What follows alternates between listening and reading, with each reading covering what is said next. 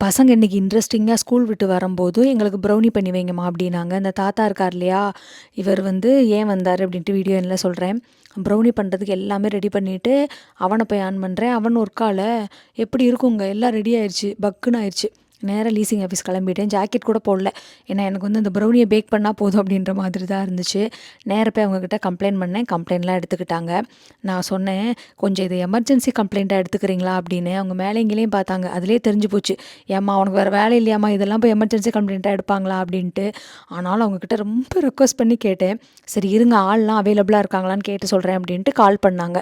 அவர் வந்து 1 ஹவர் கழிச்சு தான் நாங்க அவைலபிள் அப்படின்ட்டாரு. எனக்கு பகீர்னு ஆயிருச்சு. அதுக்கப்புறம் நேரா வீட்டுக்கு வந்துட்டேன். வீட்டுக்கு வந்துட்டு வெளிய பார்த்துட்டே இருந்தேன். யாராவது சிக்குவாங்களா அப்படின்ட்டு. இந்த தாத்தா அந்த சைடு போயிட்டுருந்தாரு. இந்த தாத்தா தான் எங்க வீட்ல எது சரியில்லைனாலும் வருவாரு. நேரா அவர்ட்ட போனேன். "ப்ளீஸ் கொஞ்சம் சரி பண்ணி குடுக்குறீங்களா?" அப்படின்னு. அவர் சிரிச்சுட்டே வந்துட்டாரு.